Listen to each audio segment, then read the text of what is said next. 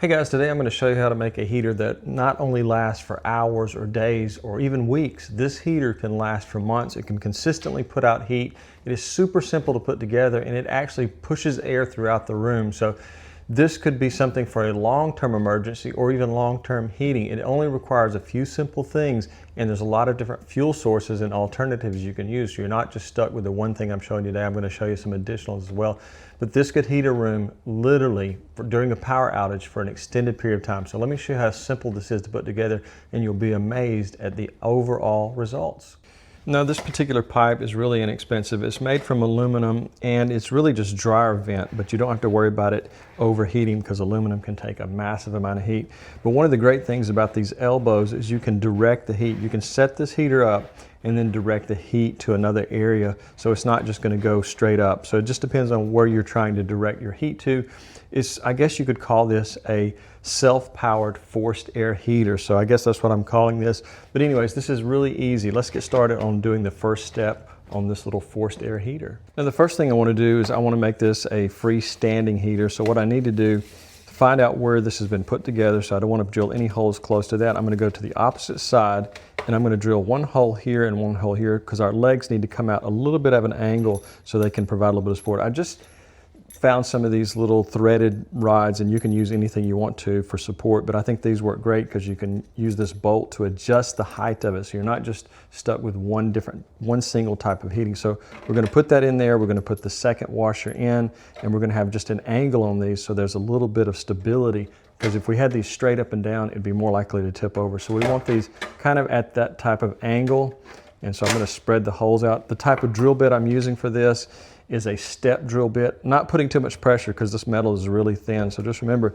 we want these spread out and we're trying to angle them as steep of an angle as possible so we can have more stability in our pipe.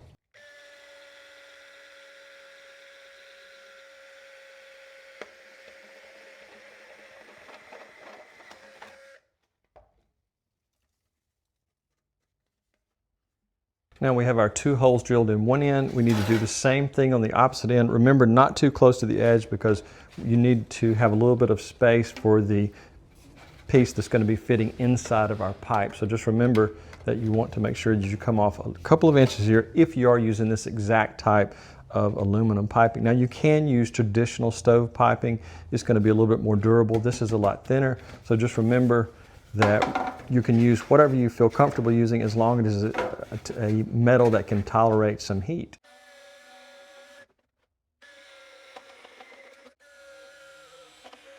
Now the way we're going to assemble the legs on our heater here, we're going to put our threaded rod in. These are, like I said, adjustable, so you can make it as tall as you want to or as closer to your fuel source. But I'm just going to make it maybe about maybe half an inch to the inside. Put your washer to the inside and then attach the nut. I'll try to get where you can see what's actually happening inside the pipe. And then you can tighten this down, and then you have a lot more stability. You don't have to worry about your legs moving. So you just tighten that down there. Almost there. And there we go. There you have it.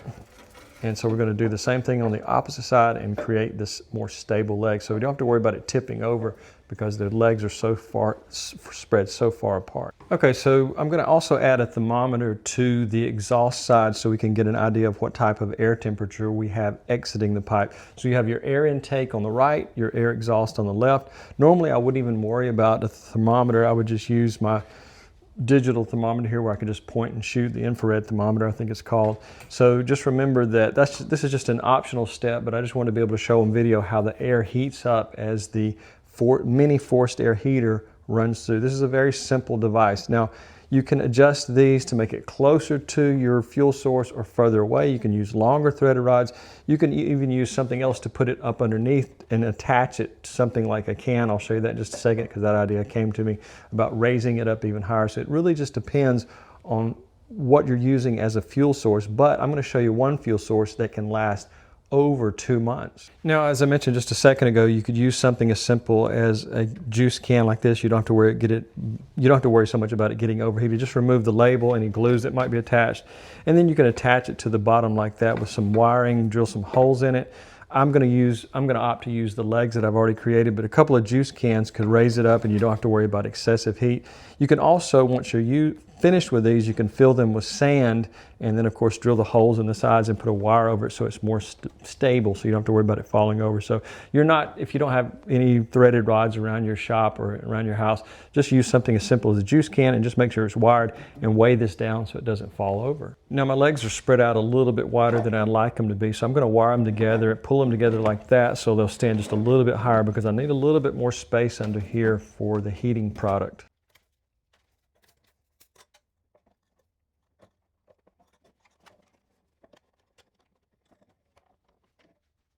Okay, so by wiring the base of these together, I've pulled them in a little bit closer to each other so it's elevated a little bit higher off my surface. So as you can see, we have a little bit more room under here. There's a lot of stability, and you can tighten up the bolts from the inside. You can remove the sides and just do this right here, tighten them up to make sure they're nice and tight.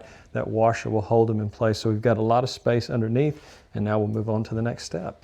Now, as far as where these elbows come into our straight piece of pipe, you can put in some self-tapping sheet metal screws and that'll hold it together even better. But just in case you feel like these might come off a little too easy, you can do that. So I don't have any here in the greenhouse, so I'm just gonna take my chance and see if that stays together. Also, you can use the furnace tape, which is a metallic tape. You could tape around each side of it and that could hold it together. I believe I have some of that in the greenhouse, so I might try that first, and that can take a lot of heat as well. Now underneath I've slid a baking sheet because I don't want to scorch the wood underneath. It can be a little bit hot. I don't think it would ignite the wood or anything like that, but I just don't want to discolor the wood any more than it's already discolored. So I'm putting this here just as a safety precaution against the wood. So if you do have this on a flammable surface, you may want to reconsider that and put it somewhere where it doesn't get too hot underneath, so, such as tile, maybe a kitchen countertop, granite, something like that, a stove top, anywhere you need. But just remember, you don't want this sitting on anything that's flammable. So from this angle, you get a little bit better view of what it looks like. You have your air intake over here, your air exhaust over here.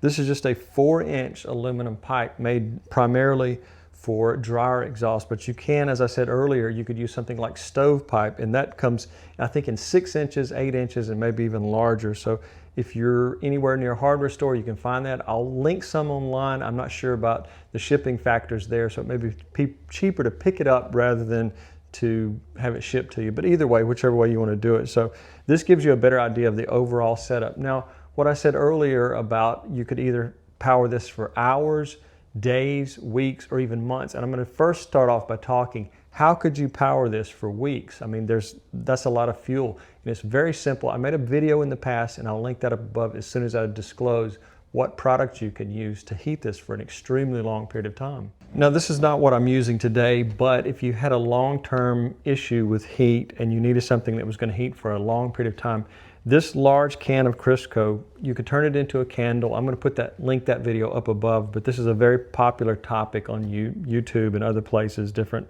survival prepping websites. But you could use a very large can of Crisco, and I have a fiberglass wick here. You can use a fiberglass wick, or you can use a standard candle and just put it down in there. This can burn for over 2 months. It's small flame, but it can continually burn.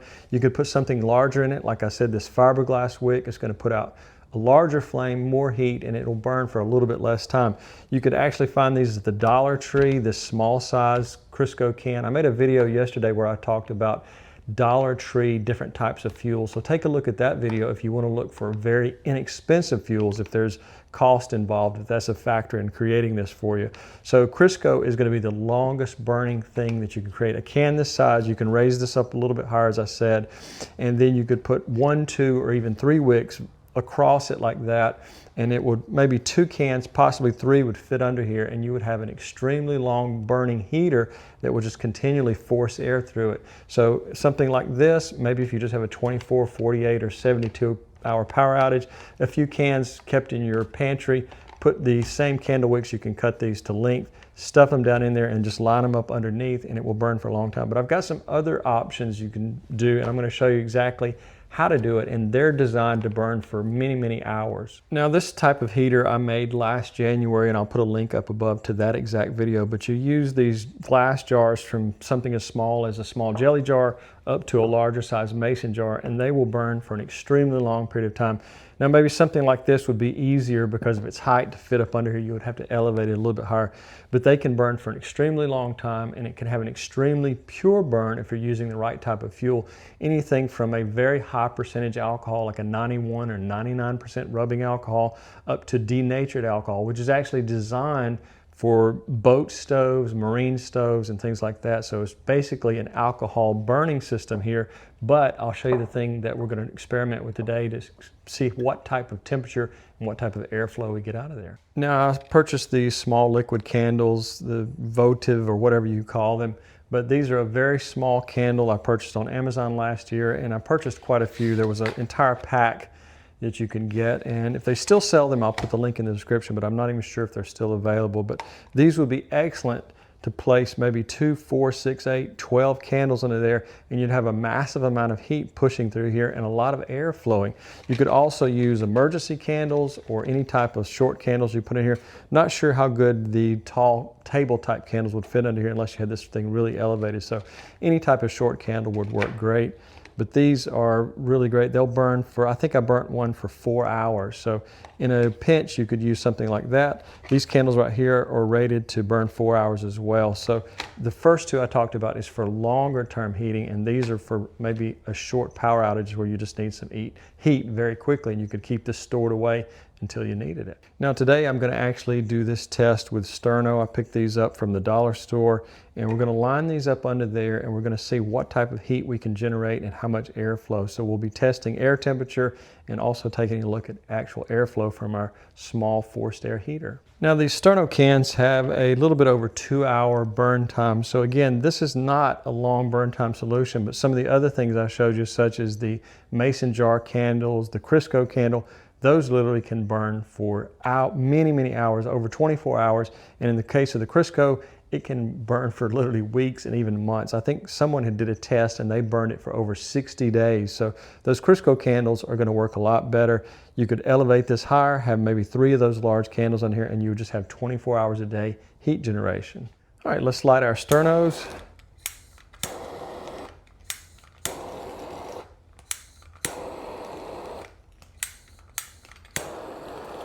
And let's give the pipe time to heat up.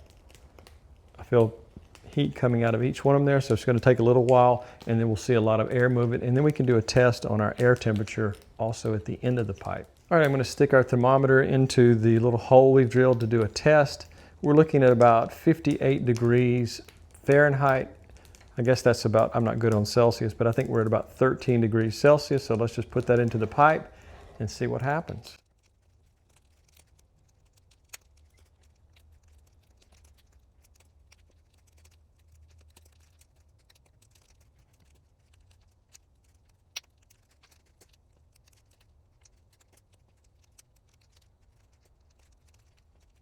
All right, so I've allowed it to burn for another 20 minutes, and let's see what type of temperature we have on the inside of the pipe.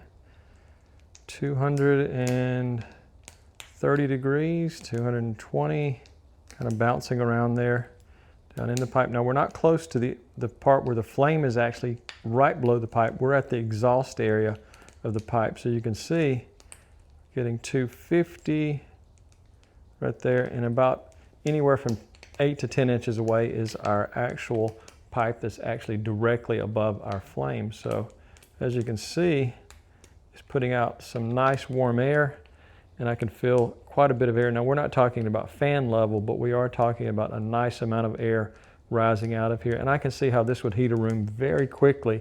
Not a huge room, but a nice small room would be heated very quickly. Obviously, I'm going to say this every heater video I do, is make sure you have carbon monoxide detection, smoke detection, and a fire extinguisher handy. And so just make sure you're doing all of the above. I wanted to get some stovepipe to do this, but I didn't have a chance to get to my local hardware store. And I did see some online, but it would have taken too long to get it delivered to me. So this is just something I wanted to do this weekend to show you. We're having a little bit of a cold snap here, and this is really putting out some nice warm air. Let's do one more test there. Roughly over 250 degrees. So it's really nicely putting out warm air, and this would heat my greenhouse up very quickly. Obviously, as I said earlier, this all depends on the length of your burn. So if you want something that's going to burn for many, many days, Sterno is only going to get you hot for a couple of hours. But in a pinch, if you have a power outage, this would really make a huge difference, having a case of Sterno on hand. Now, this definitely has the feel of a space heater, and I think this would heat my greenhouse just in a matter of an hour or two. So the top of this pipe is extremely hot, and so the entire length of this, the air is being heated very quickly as it makes its way out. It's drawing air from the cool side and then putting it out on this side. As I said, you can twist this around and angle the air to any direction you want to, but this is putting out a nice warm bit of air, and there's a lot of motion there. So you have that motion effect with no electric and no power, but you could still fill a room with some nice warm air. So guys, as I always say, safety is paramount, so make sure you have all the mentioned items I talked about earlier. I use SimpliSafe because it can send alerts directly to my phone if there's a carbon monoxide buildup, smoke buildup, or any other problem. I also have a nice fire extinguisher on hand at all times in the greenhouse, anywhere I'm working. And so smoke, carbon monoxide, and just a way to put out a fire in case something unthinkable happened. Of course, you're dealing with open flame, so you want to make sure that children and pets don't get anywhere near this because the unthinkable could happen. So you just want to do all your common sense safety things there. And I'll put links to each of those, the SimpliSafe, the smoke and carbon monoxide, and the smoke detector, not the fire detector, but the fire extinguisher down below. But again, this is putting out some really nice heat, and I can already feel a difference in 30 minutes in the greenhouse. So guys, if you want to help the channel grow, I have a Patreon, and if you just want to give me a thumbs up, I really would appreciate that as well. So any type of comment or advice, or even an idea you have for a heater, I'd like to hear some new ideas. But I'm calling this a mini forced air heater, and like I said, there's many different fuel types you can use for it. So just experiment if you'd like. If you need something for emergency heat at some point, having this stored away in your pantry, your garage, or anywhere like your greenhouse can make a huge difference in a very hard cold snap. So guys, I really appreciate you watching, and have a great day.